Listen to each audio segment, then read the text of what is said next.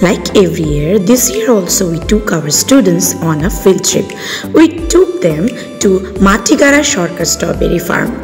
To go to Sarkar Strawberry Farm, you have to go straight on the road that is in front of Ramghat and take a left. After going there, the children as well as our teachers liked it so much that I can't express it in words. All enjoying? Are you all enjoying?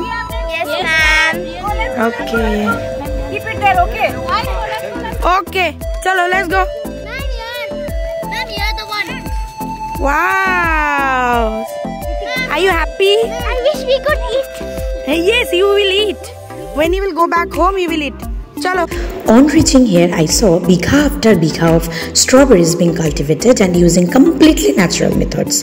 Not only strawberries are cultivated there, but also various vegetables are cultivated in the organic method. One interesting is that you can pick and buy as many strawberries as you want here. Two types of quality strawberries are available here. One at 800 rupees per kilo and another one 1200 rupees per kilo. Our school students bought strawberries from here. The owner of this farm is a very kind person. He gave so many strawberries to our children for free of cost, not only to the children but also to us, to the teachers. তো সরকার ফার্মে যে গেছিলাম, সরকার strawberry ফার্মে, সেখান থেকে কিছু সবজি এনেছি। তোমাদেরকে দেখাচ্ছি কি কি এনেছি। এনেছি হলো ধনে পাতা, এটা 50 টাকা দাম। এতগুলো ধনে পাতার দাম 50 টাকা।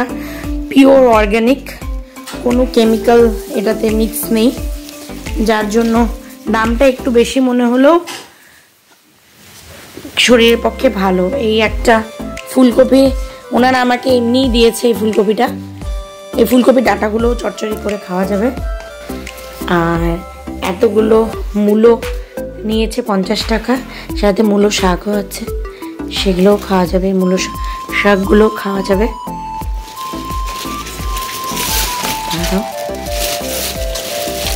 আর একটা সাথে এই একটা ফুলকপি আছে, এটাও পিওর অর্গানিক, এটাও 50 টাকা।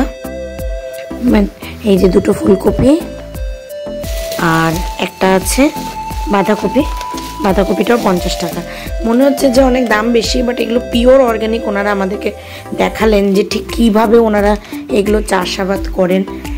সেখানে কোনো ওনারা পেস্টিসাইড বা কোনো রকমের কোনো কীটনাশক ব্যবহার করেন না, সম্পূর্ণ প্রাকৃতিক ওই ইয়ে দিয়ে, ফার্টিলাইজার দিয়েই ওনারা এগুলো ইয়ে করে। ফার্টিলাইজার ঠিক নয়, মানে প্রাকৃতিক যে ইয়েগুলো আছে, যেমন ধরুন গোবর সার বা প্রাকৃতিক সার যেগুলো হয় সেগুলো দিয়ে ওনারা এগুলো ইয়ে করেছে। মানে এই মূলো শাক টাক সব কিছুই খাওয়া যাবে।